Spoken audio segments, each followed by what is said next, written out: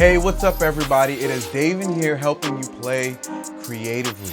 So you've probably been playing the piano for some time, but when you play your songs, you might be feeling a little bit bored with playing the same chords over and over. Well, today I'm going to give you a tool for your toolbox that will help you come up with new chords that you can play to supplement or substitute for some of those old chords. All right, so today we're talking about tritone substitutions. Let's go ahead and define a couple of terms. All right, so what is a substitution? A substitution is replacing one chord with another chord. As simple as that. So here's an example of that. Let's say I'm playing Twinkle Twinkle Little Star. Twinkle, twinkle, little star, how I wonder what you are. The first chord for Twinkle Twinkle Little Star is a C major chord. Twinkle, twinkle, little star. And then we go to an F. Well, what if I were to substitute that first chord for an A minor, all right? Twinkle, twinkle, little star. All right, so a chord substitution is replacing one chord with another chord, all right? So now let's go ahead and define another term because we're talking about tritone substitutions. Well, what is a tritone? Hey, what's going on everybody? We are interrupting this lesson to tell you about our piano membership program. Hey, if you want to learn the piano in a step-by-step process, you want to learn passing chords, substitutions, inner voicing movements, you want to get song tutorials, you want to understand theory better, go ahead and check out play-creatively.com where you can find everything you need to grow as a piano player. We have our student membership program where it's self-paced and you learn on your own, and you can also participate in the group coaching. And then we also have the flagship apprentice program where you can learn directly from me and other teachers where we give unique advice to your specific situation. All right, so hey, go ahead, check it out. All right, let's get back to the lesson. A tritone describes the distance between two notes, and that distance is 3 whole steps, okay? Here's what I mean. From C to D is 1 whole step. From D to E is another whole step. And from E to F sharp is another whole step, okay?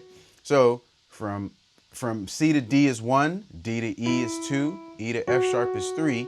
So from C to F sharp, we have the distance of a tritone, all right? Now, in regards to tritone substitutions, we are substituting chords, okay? So in this case, we're gonna substitute a C major chord, all right? We're gonna go ahead and call this C dominant 7, okay? For an F sharp dominant 7 chord, all right? Now, as I play those chords, I have an idea what you're thinking. There's no way that's gonna work, okay?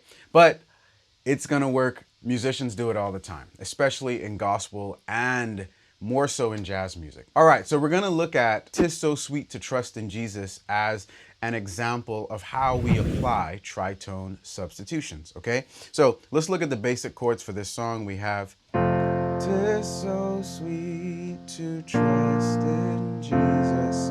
All we went to was a B flat there. Just to take him, G7, his word, C7. All right. Now, let's begin to apply tritone substitutions. The first tritone sub we're going to utilize is one for the F. Now, let's remember something. A tritone sub is 3 whole steps away from the main chord or the original chord, okay? So let's go 3 whole steps away from F.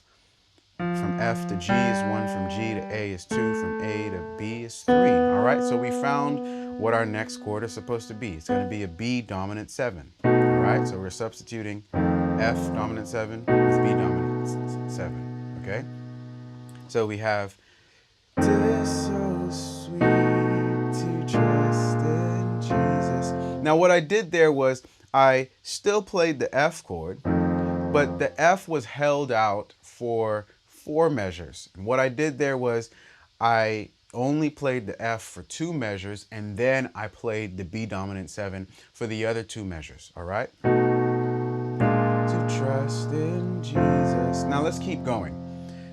Just to take him at his word. Now here we have a G dominant 7, and I want to go ahead and apply the tritone sub for the G dominant 7. Now let's remember, we're going to go 3 whole steps away from our original chord. So from G to A is 1, from A to B is 2, and then from B to C sharp, D flat is 3, okay? So now we've found our next chord, all right? It's going to be a D flat, G or C sharp dominant 7. All right, so here's what it sounds like. 'Tis so sweet to trust in Jesus, just to take him at his word. Woo. All right.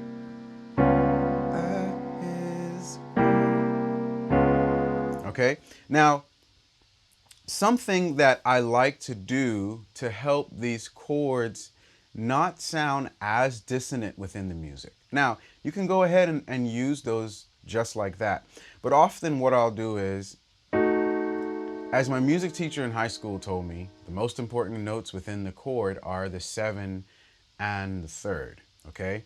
And so that's exactly why these tritone subs work, to be honest, is because, for example, the 7 and the 3rd of F major, which are A and E flat, are also the 7 and the 3rd of B major, okay? Just in a different order, okay? So that's exactly why they work, all right? So, but one thing I like to do is, remember, the most important notes of a chord are the 7 and the 3rd, so I will often alter that 5th note. So in the case of B dominant 7, I like to raise that a half step. All right, so that gives me a B augmented 7 chord, okay? And then in the case of the D flat dominant 7, I'll take out that E flat and I will either bring it down a half step, or I'll raise it up a whole step, okay? So that just helps to bring some of that dissonance out of the chord, especially when you're, you're playing for a singer. All right, so let's look at another example. All right, let's look at Amazing Grace. We're gonna go ahead and still look at this in the key of F. All right, amazing grace, how sweet the sound that saved a wretch like me. All right, those are the basic chords for the song. All we have are F major, B flat, F, C dominant 7 back to F. All right. Oh, we had a G7 in there. All right, and this is how you know that this works. All right, because we can apply it to any song. So we remembered that in the last song we substituted the F for a B dominant 7, right? Because it was a tritone away, 3 whole steps away. All right, so let's try it for Amazing Grace. Amazing grace, how sweet the sound that saved a wretch like me. Okay, or maybe this one, that saved a wretch like me. Okay, so there you have it. Those are some ways that you can begin to apply tritone substitutions. They're certainly adding a lot of flavor to your music, right? And so just like, you might have a strong seasoning within your cabinet, you got to be careful on how you're using it, all right? Something like cardamom is not something that you're just going to use a whole lot of cardamom, all right? That's going to be like really intense for the food, okay? So that's just something to think about as you apply tritone subs in your playing. Thank you so much for watching. If you want to learn some more substitutions, go ahead and check out these links in these videos next to me. But until next time, keep watching, keep learning, and we'll all keep growing together. I'll see you guys next week.